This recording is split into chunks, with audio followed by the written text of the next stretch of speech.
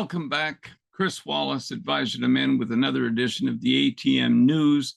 This week, we're going to talk about alpha truths. The way I see it, calling you an alpha male is a misnomer. While referencing chimpanzees, Frans de Waal, may he rest in peace, taught us long ago how the term alpha is largely misunderstood. If I were to ask most guys imagining what it means to be an alpha, typical stereotypes emerge, like the swaggering tough guy or the badass biker, or maybe somebody of wealth or fame, or even someone who's fit and really good looking. It's unlikely anyone would mention the computer geek who saves the day by brilliantly uncovering a software trapdoor being exploited by nefarious forces, putting the personal data of millions at risk. Or the fellas who serve as surrogate fathers at the Boys and Girls Clubs, Big Brothers program all across the world. Or for that matter, the many other unsung heroes of masculine power and love found all around you. The thing is, we often confuse power with force, forgetting that men exist in both dominance and competence hierarchies. I think the dominance aspect is an adult progression of the rough and tumble play that boys engage in as kids to see who's king of the castle. Not always, but it often uses force as social currency, and more typically can use smarts, collaboration, persistence, and agility.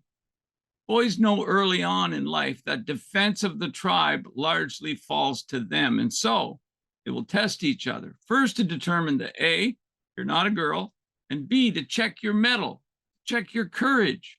This is necessary. If you can't take being fucked with a little bit, how will you stand next to me and defend against the enemy? The heavy ball busting and sometimes even bullying, that's all just part of that same thing. Look, men defend, deliver, and decide. Males also defer to expertise. Often that decision needs a delay to bring an expert on board to discuss knowledge gaps and define and discern the best way forward. In a complex world, we can't all be good at everything, so we specialize. As I'm fond of saying, if you're stuck in a ditch at 4 a.m. in the Appalachian Mountains during a storm, your money and your muscles won't mean very much. The only alpha in that circumstance will be the tobacco-chewing hillbilly, no offense against hillbillies, who arrives with his tow truck to haul your ass out of trouble. To that end, good men and good tow truck drivers take care of people. Being a defender is once again where the rubber hits the road, to use my tow truck metaphor. For a more common and approachable alpha figure, look no further than bosses. You might place a boss above others because of their commanding presence and success at what they do. Only being more capable than others is not what it takes to be a good leader of men and or women. Top bosses must be much more. Consider an employment market reality. People don't leave jobs as much as they leave managers. When a boss is overbearing or bullying and seems to revel in his or her power, people who report to them often vote with their feet. They fuck off. They go somewhere else. It's often the case that an employee will take a little less money to work in an environment that enriches the spirit rather than work for some asshole whose approach robs them of their dignity. A sign of good management is their teams enjoy low staff or workforce turnover. So why would we automatically accord the tough guy, the badass, the wealthy, the famous, the physically fit, or the attractive higher status, when the truth is that these are traits that are only useful in context? It might be time to rethink this whole alpha thing and see the truth of it. The best compliment I ever received about being a boss was from a young kid who lived in a group home. After the disintegration of his family, they were Vietnamese boat people, immigrants. He said, if I could have one boss my whole life, I'd choose Wally. Really touched by that. I'm surely not the most enlightened about these things, though I know a thing or two. Over the years, I've come to realize why he said that. And Frans de Waal explains as much in his TED Talk on the subject. Sure, top chimpanzees, the males have strength and vigor, as de Waal says, but they're also generous and especially kind to kids. They form alliances with other males and tend to protect the whole troop. If not, the lesser males will get together, conspire, and kill them. So look, Homo sapiens encircled the globe using power and love facilitated by language. Let me explain that. We use love to form alliances, our collaboration within our tribes, and also with those who may not even be related. An example of this is how Homo sapiens arrived in what is now Europe and mated with the Neanderthals. Now, anybody who's from Northern Europe descent has a percentage of Neanderthal DNA. Reciprocity underpins our interdependence. As a species, we've evolved to honor our people. That sort of means the esteem of those we care about. This is facilitated by mirror neurons and empathy, allowing us to infer what others are thinking and feeling just from tone of voice, facial expressions, and body language. Eventually, the need to belong evolved to govern the whole of our emotional system. When you connect with other people, your emotions rise. When you disconnect, your emotions fall. Belonging regulates and balances our whole internal energy, so it makes sense to prioritize and get good at connection.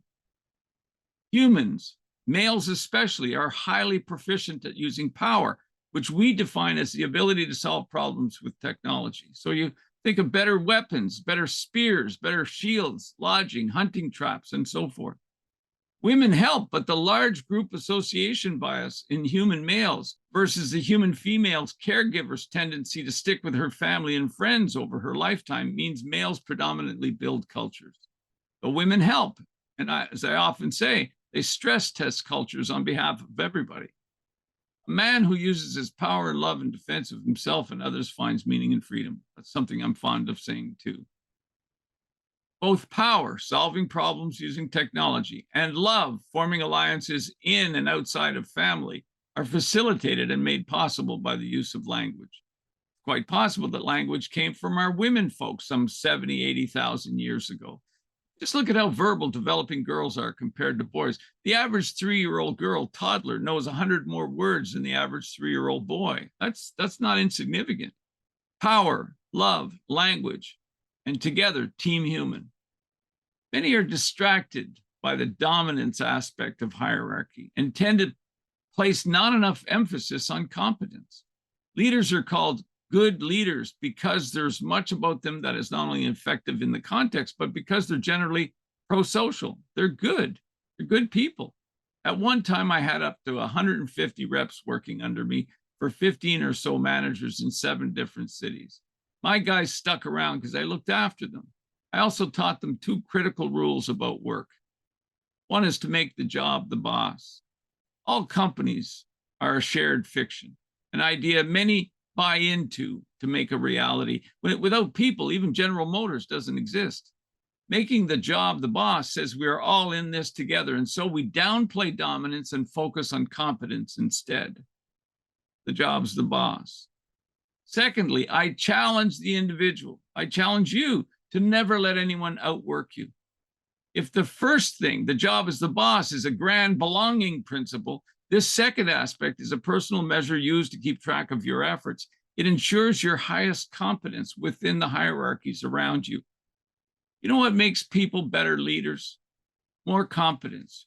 Sure, but empathy is just as important, if not more critical, to your success. Compassion is contagious. Now, maybe that's too feminine for some of you. Too maternal. I get that. I got an answer for that one. Be a fucking defender. Defenders keep the peace and stop fights. Defenders encourage and console those who struggle. Defenders protect underdogs and foster inclusion. The 3 king archetype responsibilities: order, fertility, and blessings. Think about blessings for a minute. Blessings come from the anima, the feminine energy which exists in every man. This he uses to see the good in others and uplift them, helping them to uncover their talents even when they can't themselves see them.